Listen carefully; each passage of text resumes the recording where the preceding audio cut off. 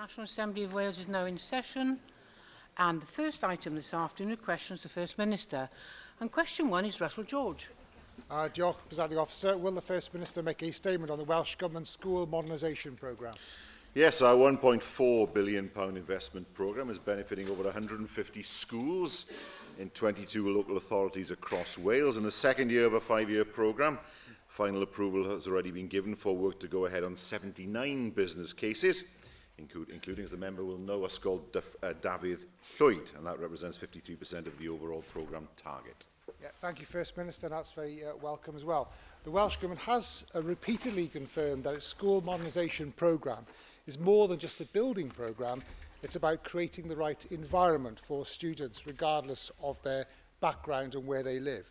Do you therefore agree that in implementing school modernisation, all local authorities must do more than just consider the financial viability of secondary school provision when coming to a decision on proposals to close any school, and that every child should have the opportunity to be educated in a local school and a language of their choice?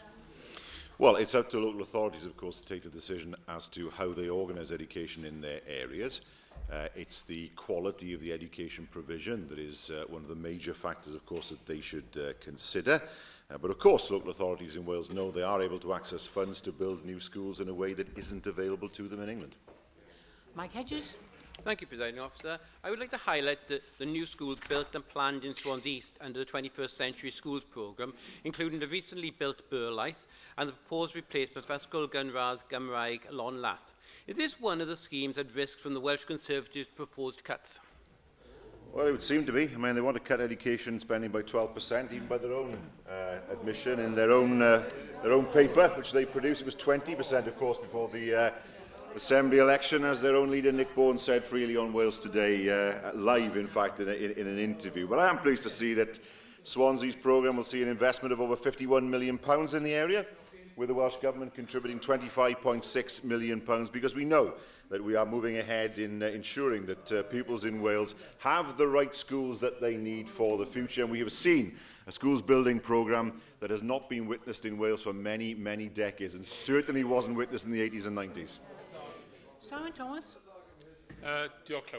Thank you, Presiding Officer. Well, one of the plans that's just been approved and is moving to statutory consultation is the seaside scheme, as it's described in Llanelli, and as this is the start of a 5-year programme, as you've just said, can you give an assurance that you as a government will continue the same investment over the 5 years and there won't be a further requirement for local authorities to pay more into this fund?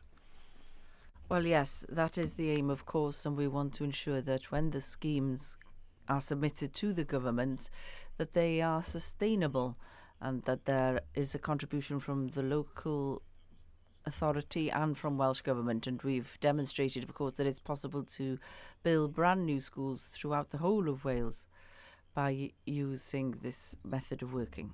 William Powell. Diolch, Llywydd.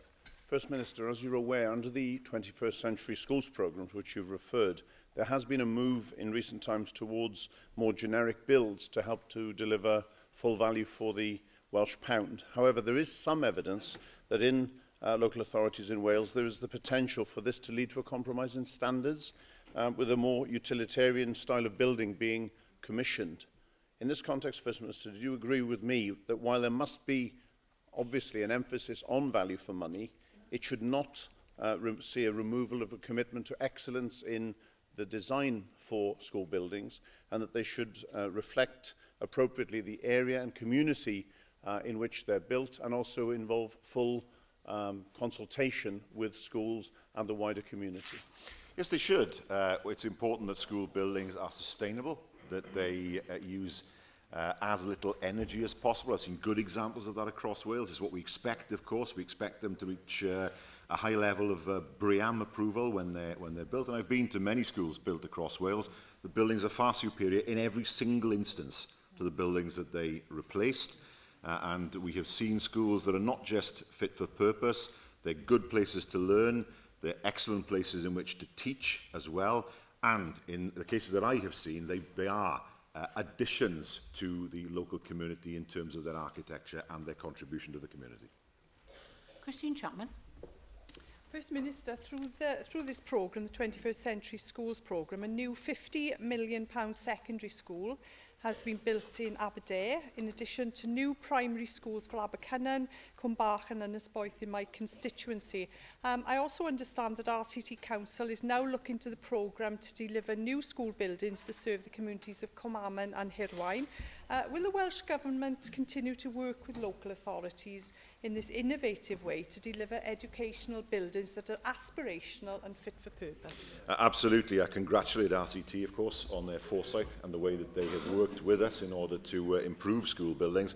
You know, I went to school, I was in a comprehensive school in the 80s, and as somebody who went to a comprehensive school, I remember at the time that the idea in the 1980s of a new comprehensive school being built was fantastical. There was no money at all to build new schools. There was no money to maintain schools, let alone build them. That was the legacy of the Tory years. Now we build schools in Wales. Question 2, Janet Howarth. Thank you, Deputy Presiding Officer. No, I'm the presiding officer. Thank you. I'm not the deputy. Sorry. Will the First Minister outline what plans the Welsh Government has to increase GP recruitment in Wales? Yes, we have, of course, more GPs than ever in Wales, and we are working with NHS Wales and other partners on a range of actions to support and develop the primary care workforce in Wales, including the recruitment of GPs. And those actions are set out in the document A Planned Primary Care Workforce for Wales, which was launched on the 17th of July. Thank you, First Minister. It is clear that we are failing to adequately recruit GPs here in Wales, especially in rural areas where long-established practices are closing down. There are at least 2 practices in my region in North Wales, including the Pendyffryn surgery in Prestatyn, who are due to close next year as a result of retirements and a failure to attract GPs to buy into the practices.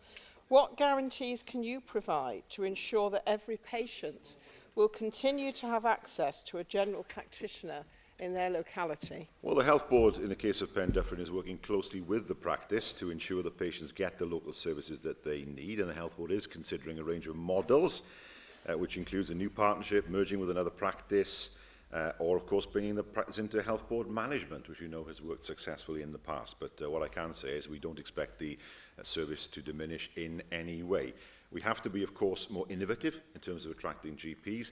GPs are less likely now to want to buy into a practice anyway.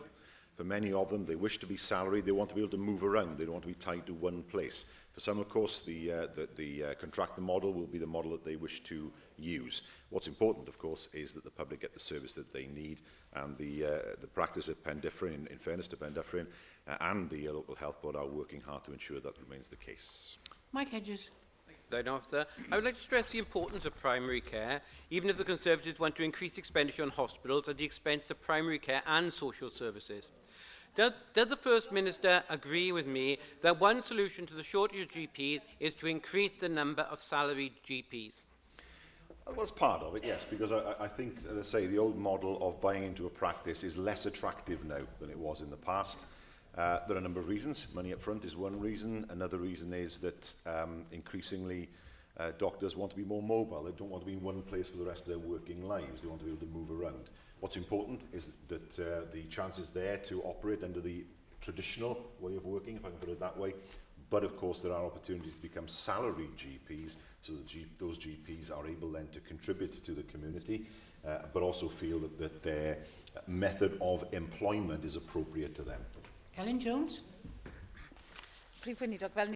First Minister, as we've heard, there is a specific problem in recruiting GPs in rural areas in Australia and the United States, where this can also be a problem. They have set quotas on the schools of medicine to accept students into those universities from rural areas, because they are more likely then to return to those rural areas to work. So why hasn't your government been willing to look at radical solutions such as this that do work elsewhere, so that we can ensure in 10 years' time that we have a sufficient supply of GPs coming in to our NHS in rural Wales?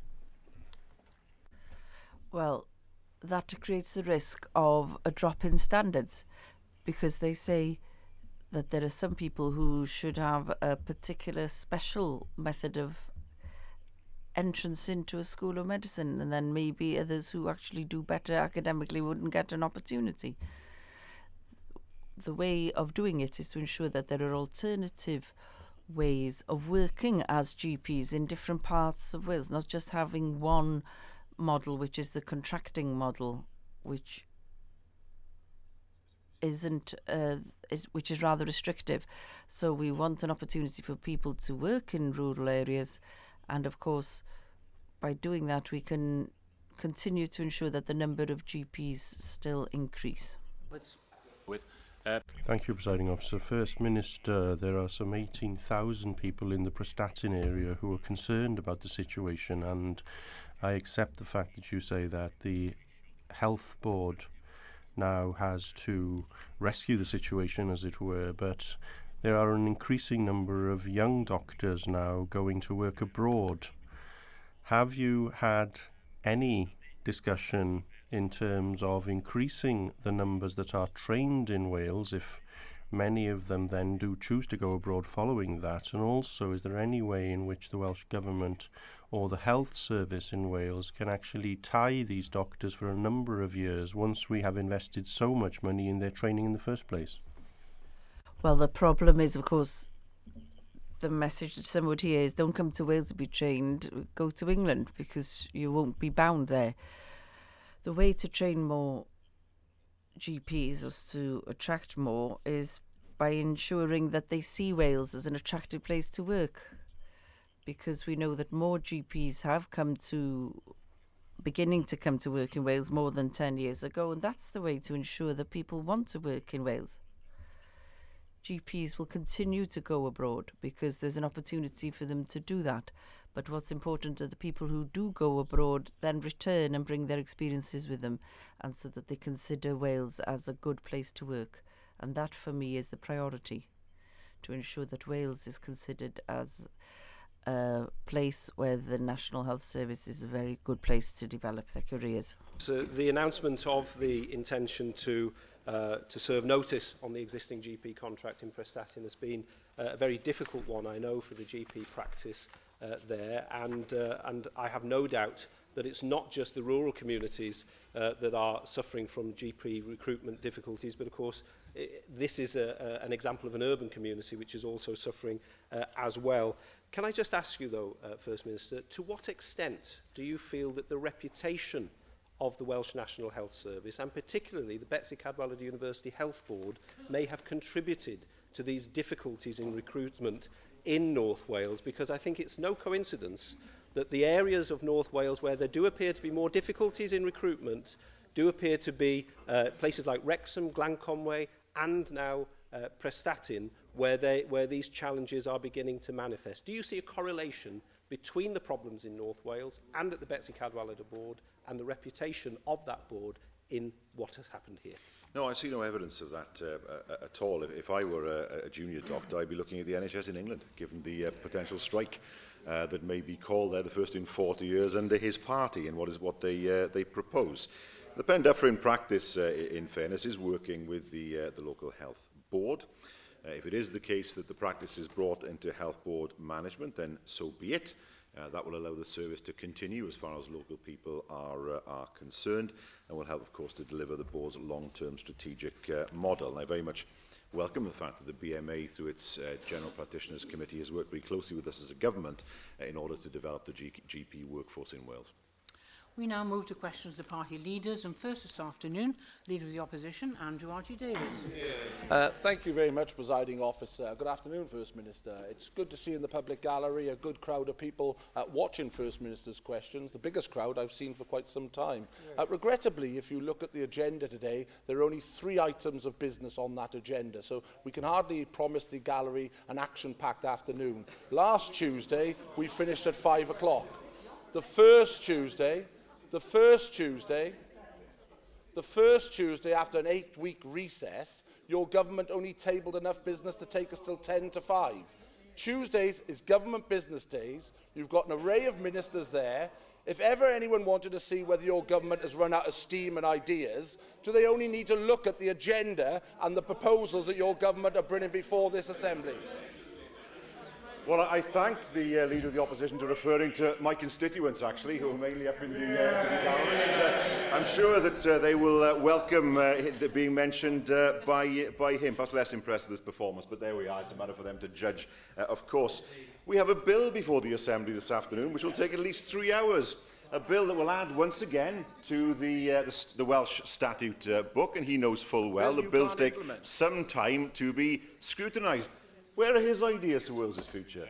It's an empty vessel at the end of the day. If he's trying to look for an idea, he rings Downing Street and gets the idea. He's got no ideas of his own at all. A press conference that his party held this morning, all about local government mergers, and his spokesperson was asked, well, how many authorities do you think there should be in Wales? Don't know was the answer. Don't know. Well, it's about time the people of Wales had answers from him and his party. I'm really pleased that they are your constituents. I'm sure they'd all have a view on your actions around the Princess of Wales Hospital and the times we've debated in this chamber, First Minister, which I'm sure they want answers for. But I take your point on local government. We have the local government bill coming through this afternoon, a bill which you will not be able to implement because you haven't got the numbers. But we have brought forward a policy position today that would allow a referendum for local people to determine whether the merger was in their interest and in their community interest. The answer's in the question. It's local government. So surely local people should have a view and be able to express that view via a referendum. If you actually agree with that, will you support the amendment today? And actually, you can make progress on local government reorganisation. Well, I mean, first of all, I'm sure people will notice his gratuitous swipe at the Princess of Wales Hospital. Completely out of context with the question that he originally asked. I know it's painful for you on those benches, but you have to listen just for once, OK? As far as local government is concerned, what kind of a policy is that? We've got no idea, so we'll have referendums to have a completely piecemeal reform across Wales. It's about time you had ideas. It's about time you thought of your own ideas, separate from those of your party in England. And let me tell him one thing. He talks of local government. He wants to cut local government spending by 12.5%. There it is. That's his own document, 12.5%. Let me tell him that will send the council tax up by 38% in Wales. 38% council tax increase just to maintain services where they are. At the end of the day, what his party wants is the people to pay more for services that are worse because of funding cuts from his party. As usual, the First Minister brings out documents that bear no relation to the election we are facing in May. We have called for a council tax freeze time and time again, and I have no hesitation in commending the ability of any government to listen to local communities, and it is a shame that you have not agreed to endorse the amendment that is before the Assembly this afternoon that would empower local communities to actually endorse or not whether their councils should merge. But on the weekend, you talked about delivery, and you said that you delivered on your programme for government when you were talking to the comrades in Brighton. Well, what about, you say about your constituents, 1 in 7 will be on a waiting list, an NHS waiting list in Wales, which has doubled under your tenure as First Minister.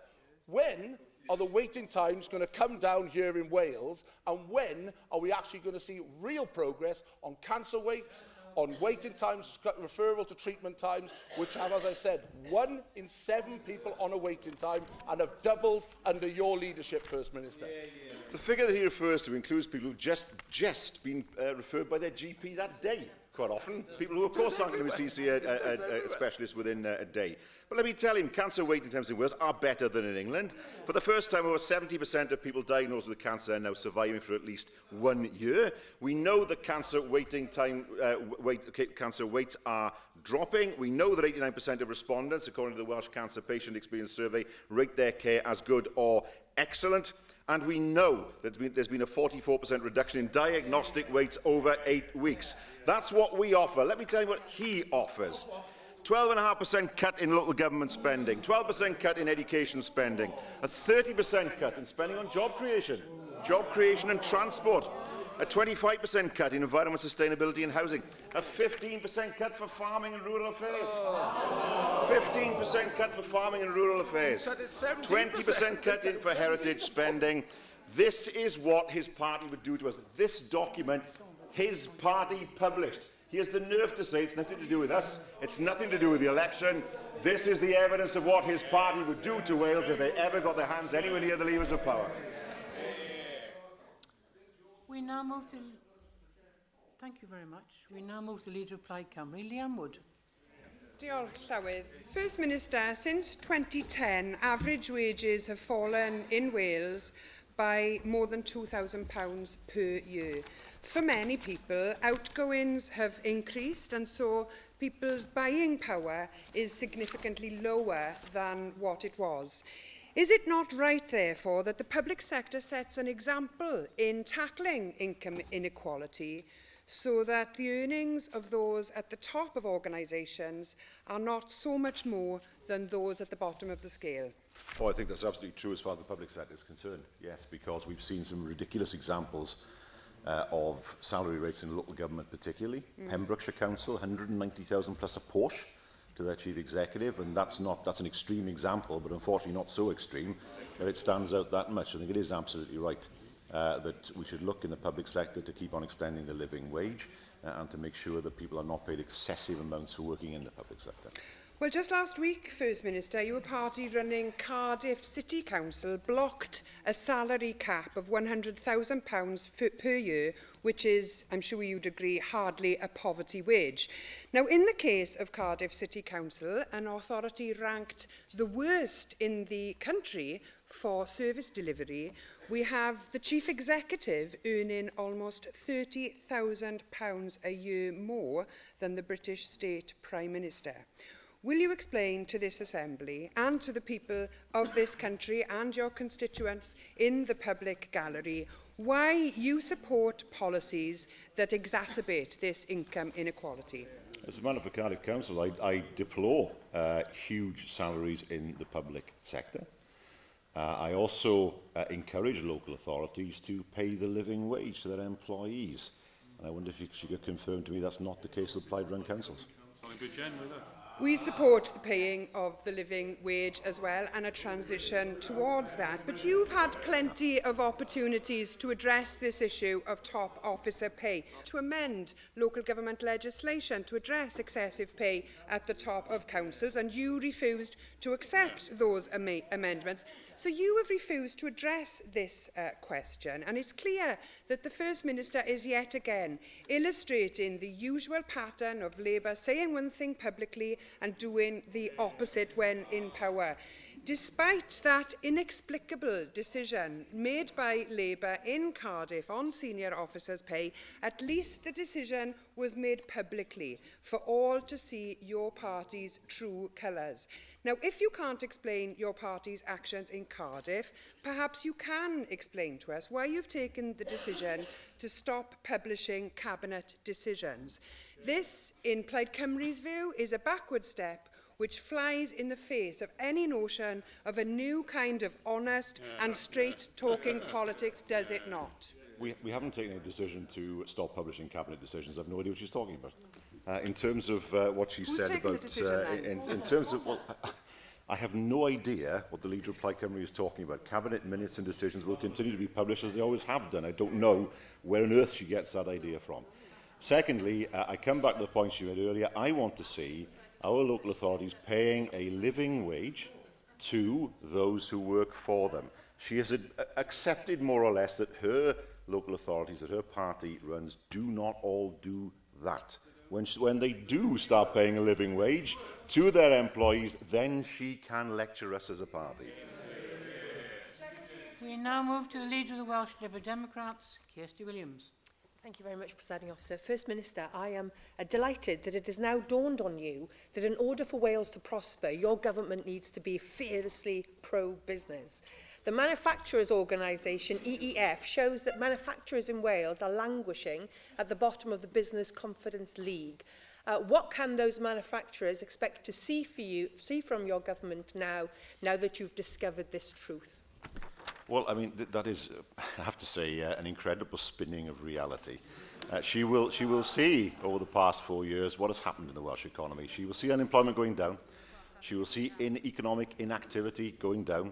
She will see employment rates going up. She will see investors coming to Wales, investors like Pinewood coming to Wales. She will see us working with sectors such as life sciences to bring investment into Wales. And she will see that Wales, particularly as one example in creative industries, is leading Europe in terms of the investment and jobs being created. We have always been a pro-business government. We have always had a pro-business minister with an excellent reputation amongst the business community. First Minister, the EEF Foundation would not seek to misrepresent the views of manufacturers in Wales, and unfortunately it is true to say that they feel that they do not have confidence to move forward. But Wales does have a proud history of manufacturing, and in communities up and down this country, in firms large and small, they are exporting Welsh-made products around the world. Now, one way we can help those businesses to expand and to employ more people is to look at aspects of the business rate system. Do you agree with me and my party that the abolition of business rates on plant and machinery will not only help secure and protect jobs in Wales, but actually would boost manufacturing confidence and help them employ more people? But what about businesses that export services? What about businesses, for example, that manufacture software? They don't use plant and machinery as stuff. It doesn't help them at all. I did notice with interest what the Liberal Democrats had proposed, but we believe the approach we've taken in terms of small business rate relief and the way we extended that year by year has been more effective in helping small businesses. We also provide them with support to export, not just through what happens in Wales, but through the offices that we have abroad, and of course the way in which they work with UKTI. And we've seen, of course, many Welsh businesses being successful in terms of exporting and being able to be part of the supply chain of the larger job announcements that we've had coming into Wales as well. I'm surprised, First Minister, you haven't taken this opportunity to support a policy, not just a policy being promoted by my party, but a policy that was being promoted by members of your own business rate advisory group. They saw the benefit of what this could deliver for manufacturing industry in Wales, and perhaps you'd like to go back again and have a look at the merits of this policy. Now, one of the other ways in which we could help protect jobs across Wales is supporting the tourism sector. Over 128,000 people in Wales rely on the tourism industry for their employment. Now, we have the highest rate of VAT levied on tourism in the whole of the EU, despite regulations that would allow it to be cut to as little as 5%. Now, my party has demonstrated our clear support for such a reduction. Will you commit your party to support this policy and do what you can to lobby the Westminster government to take advantage of this EU derogation and allow us to support our tourism industry, not just here in Wales, but across the UK? Well, I have sympathy for the argument, but I have to ask, what was she doing before me? Her party was in government in Westminster, and yet apparently that's forgotten about now. The opportunity was there for the Lib Dems to make that argument when they were in government in London. She knows that VAT isn't devolved, and I may have sympathy for her position, but nothing was said before May when she had the opportunity to influence the UK government. Tourism is important. We know that we've seen an increase in the visitors coming into Wales.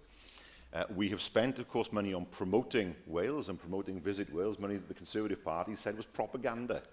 You know, money that's used to promote Wales around the world, to bring visitors into Wales, and that's government propaganda. It shows you the lack of ambition and sheer laziness on that side of the chamber.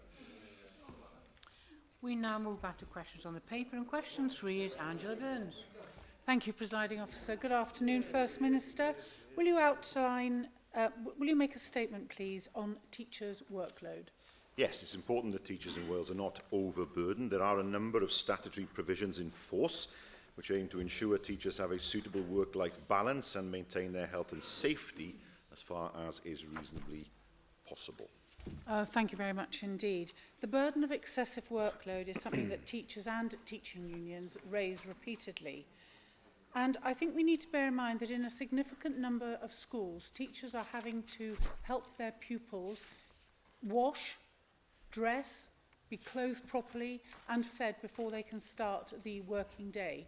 And yet, of course, those actions, those elements of pastoral care are not taken into account, are not factored in how those teachers may be judged in the performance of their duties. It also adds greater pressure to the length of their day. First Minister, I wonder what other support you might be able to bring to a school environment to help support not only those pupils, but those teachers who have to do much more than just teach. I have to say to the member that my mother was a primary school teacher, and what she has outlined was common practice in the 70s and 80s as well. It's not new. It wasn't recognised then, and in the way that is the case now, perhaps. Can I say to her that one of the issues, of course, that we have to deal with is the fact that when we talk about workload issues, paying conditions aren't devolved, and that's half the story. We have to consider the devolution of teachers' paying conditions so that we can deal with workload issues properly, work with the teaching unions properly, and deliver a really good holistic package for teachers across Wales. And that is something certainly that we will need to consider in the near future. Simon Thomas. Thank you, Presiding Officer. Of course, we can't look at the burden on teachers unless we get teachers' paying conditions devolved entirely, and this was recommended by the Silk Commission. I asked your minister on this issue around a week ago, and he said that negotiations of that kind were above his pay grade. I think he was referring to your pay grade, First Minister. Will the Wales Act devolve teachers' paying conditions? Well, of course, this is a matter for the United Kingdom government, but in my view, the time has come to consider that. We'll be in a position 5 years hence where there will be terms and conditions throughout England and Wales, but they'll only be relevant in Wales because things would have changed so much in England. So the time is fast coming. I personally haven't argued against the devolution of terms and conditions, but it's vitally important that any financial settlement is adequate in order to ensure that there isn't additional burden on Welsh Government as regards the administration of a new system. Discussions have taken place, and in my view is something we will have to consider soon. Peter Black. Thank you, Presiding Officer. Can I declare a relevant interest as a member of a local council? Will the First Minister make a statement on the Welsh Government's policy on funding local government? Yes, our policy is to distribute the majority of the available funding through the local government settlement using an agreed formula based on relative need. Thank you for that answer, First Minister, and I very much support the non-hypothecation of funding to local government. You will know your Finance Minister made a statement last week in terms of giving additional money to the health service, which was very welcome. But of course, the big issue is how the health service interacts with social services. And given that local government has had disproportionate cuts to its finances last year, disproportionately to the cut that you had as Welsh Government, can we have some assurances that in the future local government settlements, due regard will be made to the interaction between social services and health, so that we're able to actually get a proper cohesion in terms of delivery and making sure that social services are properly resourced and not undermine the money which you're putting into the health service? Well, bear in mind, of course, that the average spend per head on health and social services in Wales is 80% higher per head than it is in England. It's right to say that times are difficult for local government. Of course, we all understand that, as they are for us. But in the past 4 years, the local government has been protected. Yes, it was difficult last year, and let's not pretend that things will be easy in the years to come. So, for example, though local government has seen its budget cut, it's certainly not been at the equivalent level of the budget cut that we have received from Westminster. So, for example, we've had budget cuts of around about 10%, as he will know. Local government at the moment stands at a cut of 7.4%. There's been a relative amount of protection there. We can't do it forever. We do understand that social services are important, and that's why we've always seen health and social services as being part of a package. Simply spending more on health but destroying the social services budget, as is happening in England, simply means that there is more pressure on hospitals, certainly there's more pressure on local authorities, and people are in hospital for longer than they need to be. David Rees. First Minister, Welsh Labour governments have always looked to support our public services, but it's clear that the cuts from Westminster are biting hard into this endeavour. The UK government's policies under David Cameron and George Osborne is to decimate our public services, and that's clearly evident from the attempts to have 40% cuts in departments in Whitehall, which will mean record cuts coming again to Wales. When you finalise your budget for next year, following the autumn, perhaps actually the winter statement, will you seek to ensure fair funding for local authorities to allow them to continue providing our much-needed public services? Well, I mean, it's part of the problem we have here is that there's certainly a naked attempt by the UK government to raise money in whatever way possible. We've seen what's happening in the courts. our courts are being destroyed. To appear in front of the criminal courts now, there is a financial incentive to plead guilty, often to an offence that someone hasn't committed. Our justice system is beginning to look less of a justice system and more like a racket, given what's been happening. That is something that we would never do if we had devolution of the justice system. Now, I know it confuses Plaid Cymru at times that I will say something that is different to the Labour Party in London, but that's devolution. But I'd have more respect, I'd have more respect for the Conservatives if at any one time in the past 4 years they'd ever said anything different from what they were told by David Cameron. We've had cuts of 10% in our budget. Not only have the Conservatives not said anything about those cuts, but they've welcomed them. Surely the time has come for a proper Welsh Conservative Party that has a proper Welsh view and stands up for Wales. Jonathan Saunders. Presiding Officer, First Minister, it is the cuts to local government by your Welsh Labour government that has forced our councils across Wales to seek millions of pounds worth of efficiency savings, closing public libraries, put toilets, shortening contract hours for our lower paid staff. Yet the taxpayers of Wales will rightly be concerned to learn that over £100 million has been spent on redundancy golden handshakes for council managers over the last 3 years, with some going through a revolving door process, often reappearing in another role or as an external consultant. First Minister, in light of these horrendous figures, will you commit to a review of senior officer salaries and such high redundancy payments across local government? Well, the independent remuneration panel is already doing that. That's the whole point of the panel. But I have to say to the member, she cannot escape responsibility for the funding cuts. No. Our budget's been cut by 10% from her party. And what they're trying to pull is a trick of saying that somehow it's nothing to do with them. Well, let's look at the evidence. I was once a lawyer. Let's look at the evidence. Yes, it is right to say that local government funding has been cut. Of course it does. Of course it has, because of the funding settlement that we've received. But according to our own party, it hasn't been cut enough. If she stood up and First Minister, you haven't cut local government spending enough because we would do 12.5%, then perhaps she'd have more credibility. The reality is that if her party ever controlled the local government budget in Wales, not only would we see a 12.5% cut, but we'd also see a 38% increase in council tax. Aled Roberts. Alan Fred Jones. Sorry, Aled Roberts. Thank you very much. Well, I would agree with you and join with you in your condemnation of the cuts coming down from London, of course, although we know that Alistair Darling's proposals would have also meant significant cuts in the budget coming here from London. But whilst we're blaming each other and the Conservatives here are blaming you, the fact is that local government is facing one of the greatest crisis perhaps for decades, and the truth in Gwynedd is that there's a meeting today in Felinheli where the council is consulting with the public on cuts of £12 million, and those are cuts to frontline services. Now you are facing this with all councils in Wales, so the question is, and you must have faced this yourselves, which services does the government feel can be cut or scrapped in local government in order for them to live within their means? Of course, this is an issue for local authorities.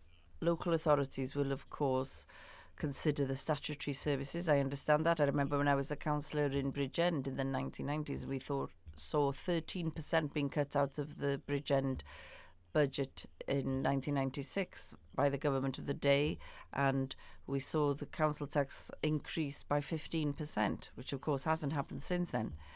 Well, we expect local authorities to consider making savings in parts of their services that don't directly affect the public. It is difficult for them as it is for us. We're all in the same boat because the funding from Westminster is going to be cut, and there's worse to come. Question 5, Jenny Rathbone. What work has the Welsh Government done to assess the reduction in carbon emissions that will arise from the South Wales Metro project? Well, of course, one of the priority outcomes for the Metro is to reduce CO2 equivalent emissions. And by moving to modern and electric traction methods, CO2 emissions, of course, will be reduced significantly. Obviously, the VW scandal of where the largest company in Germany has been deliberately cheating on the emissions testing will no doubt put the spotlight on the quality of the air we are breathing, and nowhere more so than in Cardiff Central. What detailed analysis has the government done on the air quality benefits from reduced vehicle carbon emissions of each phase of the Metro, which will no doubt be a key determining factor as to how much money the EC could be providing, as it's one of its key provisions? Yes, well, in the first year of operation, electrification is estimated to deliver a reduction of in carbon emissions from the rail vehicles themselves of about 20%. On top of that, we know, of course, from the Cardiff Capital Region Metro study that some 24% of CO2 emissions in Cardiff are generated by road transport. The more people we can shift off the roads and onto the trains and, of course, hybrid buses, then, of course, that 20% figure from reduction in rail emissions will be added to from the reductions in road emissions as well. William Graham. To realise the maximum potential, as you said, Minister, very necessary to coordinate both bus and rail transport. So could I ask you, have you considered extending loans to those operators of buses to use alternative fuels to diesel and petrol? Well, these are matters, of course, that have been primarily for the UK government. It is something, certainly I've not been approached personally by operators regarding any such proposals, but of course we'd be happy to see what can be done in order to assist any kind of shift from the traditional diesel engines to hybrid and in-time hydrogen cell. Ellen Parrott. Josh Lewis. First Minister, we will only achieve those cuts in emissions if we electrify all of the Valleys lines. But Penarth, the Maesteg and the Vale of Glamorgan lines appear to have disappeared from the National Transport Finance Plan that was discussed last week. In fact, they don't even appear in the 2020 and beyond column. So can you tell me, seeing as the Minister for Economy, Science and Transport didn't answer this question last week, what has happened to those lines and give an assurance to the passengers that they will be electrified as was intended? Well, the intention is to look to electrify the system on a bit-by-bit basis. If we try and electrify every single line all at once, the amount of disruption is as the member can imagine, enormous. So what we are looking at the moment is to how we can introduce electrification on a line-by-line basis, looking at lines to see where electrification is appropriate, which is at least most of the network, and looking to see where service delivery improvements can be looked at in other ways. But certainly the intention is to move ahead now with electrification, and there's no question of any line being left behind in terms of the service and frequency that will be provided and the comfort that will be provided for passengers. Question 6, Ellen Jones. What are the Welsh Government's priorities for improving NHS performance? Well, to continue the improvement in performance that we've seen since devolution, and of course to continue to ensure that quality and patient experience are the focus of the NHS in Wales. First Minister, research recently published on the European Journal of Cancer show that the survival rate for cancer in the UK is among the worst in Western Europe. And the main reason for that is poor performance in terms of diagnosis, early diagnosis. Within the UK, there is great divergence in performance on this. 8% people waiting over 6 weeks in England for a colonoscopy test, 46% waiting over 6 weeks in Wales. Now, on such an important issue as cancer diagnosis tests, why 4.5 years into your government is your government's performance so poor in this area? Well, there are a number of people who have been referred from GPs to consultants, and that number has increased by 12% over the past year alone. So the number of people referred has increased, and it is important that we continue to reduce the number of people waiting excessively for a diagnosis, and it's something that we're focusing at the moment. And as I mentioned last week, of course it's important that people get a diagnosis as soon as possible, but it's also important that people receive the treatment as soon as possible too.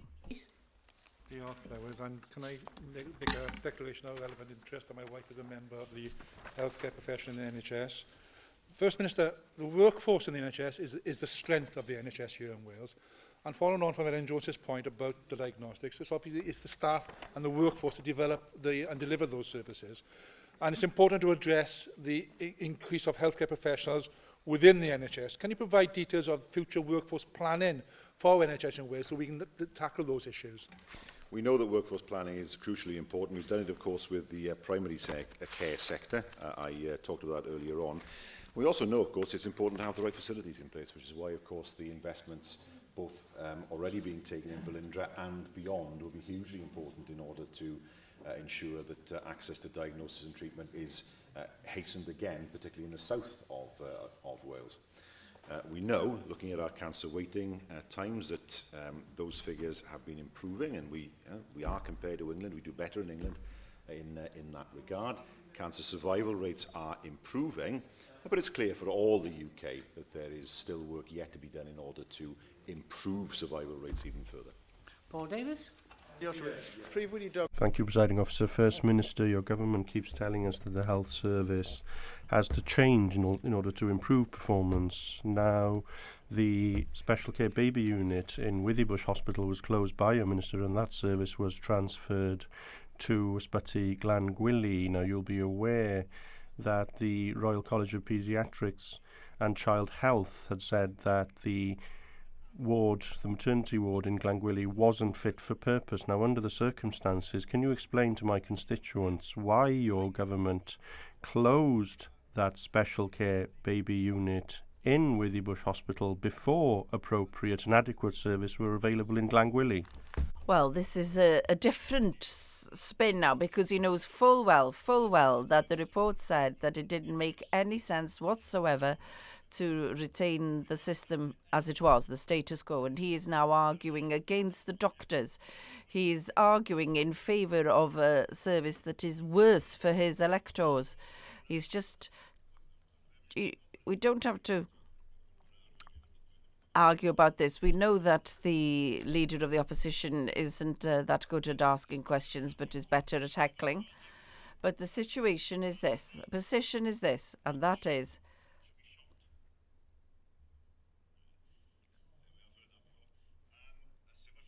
the situation is this, and that is that we have to have a new building. We know that the work is being done and the investment is being made in that, but the report stated that it wouldn't make any clinical sense to return to the old system. And we will follow what the doctors themselves said, because it's extremely important that people of Pembrokeshire receive the best service. First Minister, GPs in Crickhowell have expressed concern to me that women that they are referring with a query breast cancer are waiting in excess of 12 weeks before they see a consultant in the Aneurin and Bevan Trust. Would you agree with me that those 12 weeks must be the longest 12 weeks of those women's lives? And would you agree with the doctors that say in some cases that 12-week wait can change a woman's prognosis? Will you commit to looking into why women in South East Paris are having to wait in excess of 12 weeks before they can see a consultant and they can be told whether they have breast cancer or not? The leader of the Liberal Democrats raises an important point. It deserves a detailed answer, and I will provide that in writing to her. Thank you. I have accepted an urgent question under Standing Order 12.66, and I call on Kirsty Williams to ask that urgent question. Kirsty Williams. Thank you very much, Presiding Officer. Will the Minister make a statement on the decision by Welsh Government to cease publication of Cabinet decision reports? Well, Cabinet decision reports have never existed. What we do, of course, is publish Cabinet papers and minutes, which will continue. There's no change there, as long with evaluation reports, written oral statements, press releases and responses to consultations. But the decision reports regarding decisions that are taken in Cabinet, no decision has been taken on those because they don't exist. Can I thank the First Minister? Presiding Officer, I feel as if I must have fallen into an alternative universe. Because if you look at the Welsh Government's own website, it says, and I quote, "Decision reports provide the facts and analysis on which ministers have taken their decisions." It then goes on to say that a decision has been taken to stop publishing said reports as part of a streamlining process. Now, either they exist or they, seemingly now in the world of the First Minister, they don't exist. Now, I don't know about a streamlining process, First Minister. It seems like to me you are trying to streamline transparency. Surely it is not too much to ask to have, and I again quote your own website, the facts and analysis on which your ministers have taken decisions in the public domain. The people of Wales deserve to know on what basis your cabinet makes decisions. And with that in mind, in the interest of open government, will you reconsider the decision that was published on your own government website? Well, again, these are not cabinet decision reports. These are not to do with cabinet. Now, I'm going to make a confession to the leader of the Liberal Democrats, and that is there was a mistake on our website. Oh. It has now been corrected. But I will explain what has happened. It's not to do with cabinet or to do with cabinet decisions. Others on the benches opposite will know that cabinet decisions are published via cabinet minutes and, of course, through cabinet papers, and that continues. They continue to be published. But there were never decision reports on decisions taken in cabinet. What there were decision reports that were published after ministers had taken decisions, but not acting collectively as cabinet, just to get that absolutely clear. Now, in terms of that issue, the information on which ministers take their decisions, of course, is available through the submissions. All the decision reports did was pretty much duplicate what was already in submissions. When we looked at the people who are accessing decision reports, hardly anyone ever read them. I mean, for example, some of them, the important ones, were made available through press releases, and ministers were able to, members were able to ask ministers questions on them. But the vast majority of them were hugely mundane. They took up a huge amount of time in order to publish them for documents that hardly anybody read. Now, look, as far as we are concerned, she makes the allegation that we're in some way not an open government. We publish cabinet papers, we publish cabinet minutes. Her party didn't. Her party didn't in Westminster. They never did that. We publish our evaluation reports. We publish written and oral statements. We publish responses to consultations. I stand here for 3/4 of an hour, longer than anybody else in the UK, taking questions. She has the opportunity of asking me 6 to 9 questions on the floor at times, at least 3. I do not think that anybody could seriously argue that somehow we are not open to scrutiny. Andrew Archie-Davis. Thank you, Presiding Officer. I do feel as if I'm in an episode of Yes Minister with these explanations. I'm sure the gallery feel the same, First Minister. Obviously, a decision has been taken to change the way that the decision-making system of government works or is disclosed to the public. You've disclosed that there is an inaccuracy in your website, which has been corrected, and I think we're grateful for that. Could you give clarity via issuing a statement exactly how the process will change? Because there has been a change, you can't deny that, by this announcement, so that we can then make an assessment whether there is a creep, shall we say, in pulling back from transparency, which is what this place is meant to be determined in on behalf of the people who vote us here to scrutinise the decisions your government takes. And in particular, when you look at the decision on the judicial review and the M4 Black route, there was an issue there about the ability of advisers to be present to answer questions around the decision-making process as to how that decision was arrived at. Have you reflected on the evidence that's been put before you, and is that the reason why this decision has been taken? Well, the government was successful in the judicial review, so clearly that argument carried no weight in court. Clearly that doesn't have any more merit from our point of view. But bear in mind that the UK government doesn't do this, the Scottish government doesn't do this, and no one else does. And the reason is it duplicates very much the submissions that are already provided to ministers. The major decisions are made, members are told about, of course, through press releases, through letters, I know, from the Economy Minister, and members are made aware of those. I mean, some of the decision reports, most of the decision reports, I'd argue, that are provided on the website, are are incredibly mundane. They take up time as far as officials are concerned. We know that money is difficult and officials' time is more restricted. You know, for example, called-in planning applications, funding for car park extensions. I mean, these are not things that I think members would expect to see a full decision report published online about. The important decisions, yes, I'd expect that, and members should have those communicated to them. But I come back to this point. In terms of some kind of creep, as the Leader of the Opposition put it, towards secrecy, who else publishes cabinet papers and minutes? The UK government doesn't. Evaluation reports. Who else has so many written and oral statements in terms of the letters that ministers send out as well, and in terms of the opportunity to scrutinise both me and other ministers? We are scrutinised more than any other government anywhere in the UK. And that is something we accept, but I don't think it can be that the accusation can be levelled at us that in some way we are hiding from scrutiny. There's great opportunity for members to do that, and we will carry on publishing cabinet minutes and cabinet decisions. Leanne Wood. Well, so much for a new kind of politics. We've heard a huge amount of spin here from you this afternoon, First Minister. Now, I wanted to raise a point of order under Standing Order 12.4, but that wasn't allowed by the presiding officer because, First Minister, you gave a misleading statement to me in answer to my question on this about the publication of cabinet decisions. That website is still there today, now, it's there. And it says, sorry, I'm not being misleading. It says that from the 28th of September 2015, as a result of streamlining our process for ministerial advice, we no longer produce decision reports. Previous decision reports, it says, previous decision reports can be found on the National Archives of the UK Government Web Archive, except when you click on every one of those links, there's nothing there. So will the presiding officer please require the First Minister to clarify whether Cabinet Ministers' decisions will be made public in the future or whether they will be kept secret? The situation has changed. Can you please explain to us how?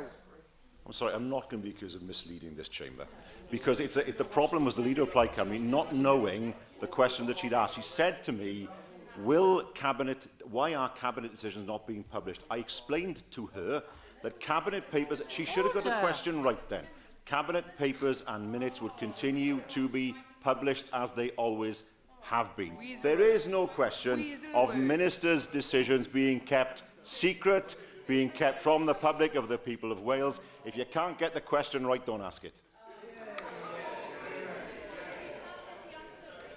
Order, order. The First Minister is trying to answer the questions. He's trying to answer the questions. Simon Thomas. Thank you, Presiding Officer. First Minister, your pettifogging and legalistic approach to this question is not doing you any favours at all.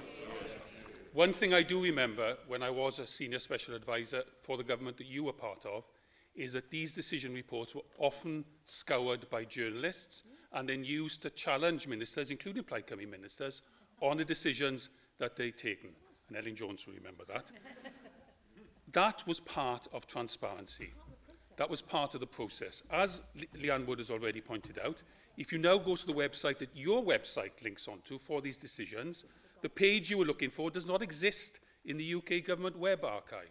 That's the transparency you're bringing to your government at the moment. Now, on the 28th of May, you tweeted about FIFA, that it needed transparency at the top and football needed a fresh start. Is this your pitch for a job in FIFA? Sorry. Is he really suggesting that I am in the same category as Sepp Blatter? I mean, let's get some perspective here, shall we, from Plaid Cymru. I mean, it's one thing to make a comment about whether you believe or not the decisions will be communicated in a particular way. It's another comment to suggest that somehow the government is involved in some kind of financial chicanery, which is what he seems to be. No. That's what you implied, and people will have heard it. The reality of the situation is this: that we will continue. Well, shouldn't have said it then. The reality of the situation is that ministerial decisions will continue to be communicated to members, as they always have been, through statements, both written and oral, and members will continue to have all the scrutiny opportunities they've always had to ask ministers questions in this chamber, as they have always had, and cabinet papers and minutes will continue to be published, and cabinet decisions will continue to be published. I have no one else. Thank you, First Minister. We now move to item 2, which is...